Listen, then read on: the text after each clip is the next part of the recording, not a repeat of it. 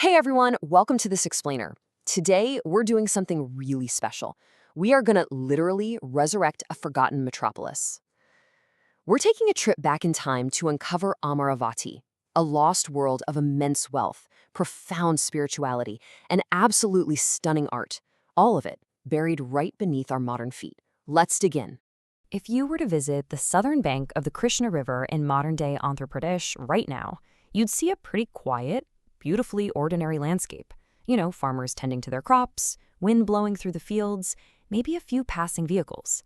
There are absolutely no towering palaces or giant temples anywhere on the horizon. But here is the crazy part. This seemingly quiet soil conceals the memory of one of the ancient world's absolute greatest hubs for Buddhism and global trade. For centuries, this incredible chapter of human history just slipped from our collective memory. So you gotta ask yourself, why? Why exactly did monks, international merchants, and powerful rulers all decide to gather on this one specific stretch of land? Civilizations, as we know, almost never just pop up by accident, right? Well, the answer, as it so often is when we look back at history, is geography. The Krishna River was essentially the ultimate double engine for a booming metropolis. On one hand, it deposited these highly fertile sediments, which allowed local farmers to generate the massive agricultural surplus you'd need to feed a growing city of scholars and artisans. And on the other hand, it acted as a highly strategic water highway. Long before we had modern roads, rivers were the ultimate freight network. This river literally connected local producers directly to a vast global web of trade. Let's track how this actually played out over time, because the momentum builds really perfectly. You start with Siddhartha Gautama, attaining enlightenment around 500 BCE. Then skip ahead roughly 2 centuries, and you have Emperor Ashoka experiencing this profound remorse after the extremely bloody Kalinga War. He converts to Buddhism and starts pushing the faith southward. By the time the Satavahana dynasty rises up in the Deccan during the 1st century BCE, the stage is totally set. The religion moves south right alongside the expanding trade routes. All right, let's move into Section 1, Faith, Trade, and Gold. Under the Satavahanas, this fertile valley transformed into something way bigger than just a regional capital. See, sailors had finally figured out how to decode the monsoon winds of the Indian Ocean, which meant ships could travel back and forth much, much faster. And the Roman Empire had this seemingly bottomless appetite for Indian luxury goods, stuff like spices, fine textiles, and precious gemstones. In exchange for all that, massive amounts of Roman gold flowed directly into the Indian economy. And what did they do with all that new wealth? Well, they invested it. They funded regional growth, and critically for our story, they funded the breathtaking expansion of Amaravati's Great Stupa. Which brings us to Section 2, the missing Buddha mystery.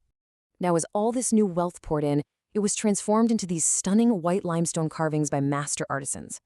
But there's a really bizarre artistic anomaly here. In the earliest narrative panels at Amaravati, the ones depicting scenes from the Buddha's own life, the central figure is completely missing. Modern viewers naturally expect to see a statue or a carving of the Buddha himself, but he just isn't there. The artists were facing a massive philosophical challenge. How in the world do you carve a physical representation of a state of enlightenment that, by definition, entirely transcends human physical experience? Their solution was honestly brilliant. They used visual symbols instead. The first one you'll see is the empty throne. It's this beautifully decorated seat, but it has absolutely no occupant. It signifies that while the Buddha had transcended physical reality, his teachings still remained. It's a super powerful way of showing that what appears to be absent is actually fiercely, undeniably present. They also used the Bodhi tree. To an ancient viewer, seeing this tree instantly meant one thing: the exact moment of enlightenment. It's often carved with devotees gathered all around it, making offerings. The tree basically became a perfect stand-in for the sacred event itself, allowing anyone looking at it to connect with the story without needing a human figure to focus on. You'll also notice these striking, oversized footprints. Now, to a modern observer, that might seem a little unusual, but in the ancient world, the footprint was a really powerful symbol. It marks an undeniable presence. It communicates that the Buddha journeyed through this physical world and that his path is still permanently etched into the earth for anyone who is willing to walk it. Finally, we have the Dharma wheel. This represents the Buddha's first sermon, which is often called the turning of the wheel of Dharma.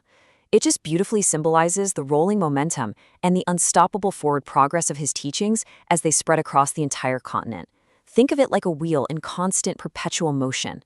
Okay, let's shift gears to Section 3, Life Around the Stupa. The crucial thing to remember is that Amaravati wasn't just a place for quiet, solitary reflection. It was the beating heart of a vibrant, living city. A single day there was like a perfectly orchestrated symphony of human activity. Way before dawn, scholars and monks would be chanting sacred verses. By morning, farmers were out in the valley, securing the city's food supply. Nearby, workshops were just clouded with limestone dust as artisans crafted those masterpieces we talked about. Out in the markets, you had merchants trading global goods and Roman coins, all while this endless stream of pilgrims continuously circled the Great Stupa. It was a completely self-sustaining, thriving urban ecosystem. And we actually know exactly who these people were because they literally left their names carved right into the stone. The inscriptions we found reveal a surprisingly democratic city. The Great Stupa wasn't just some vanity project funded entirely by elite kings. It was supported by a really diverse web of society.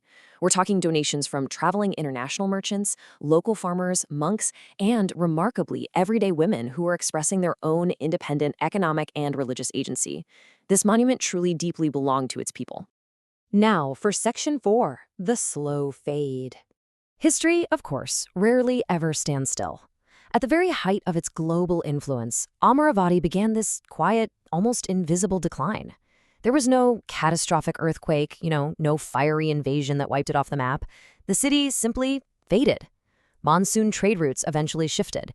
The political power of the Satavahanas fragmented. And crucially, wealthy patrons slowly started redirecting their funds toward newly emerging Hindu temples instead. The economic lifeblood of the city just sort of drained away over time. Which leads us to Section 5, the scattered stones. And that brings us to the modern era. Over the centuries, nature very patiently reclaimed all that magnificent white limestone, turning the whole site into this mysterious, overgrown mound of earth. That is, until 19th century European surveyors and archaeologists came along and started excavating it. But as the artifacts were pulled from the earth, they were heavily dispersed. Today, these breathtaking carvings, which are often somewhat misleadingly called the Amaravati marbles, are scattered across distant museums all over the globe. The original singular monument survives today only in divided fragments. Seeing these brilliant stones locked in glass cases, literally thousands of miles from where ancient artisans actually carved them, leaves us with one really powerful lingering question about our shared human heritage. When a masterpiece of a lost civilization is scattered to the winds like this, who truly owns the past? Should these artifacts remain as ambassadors of ancient India in global museums, or do they belong back under the open sky of the Krishna River? It's a heavy question without an easy answer, but asking it guarantees that the legacy of Amaravati will never be truly forgotten. Thanks so much for exploring this with me today.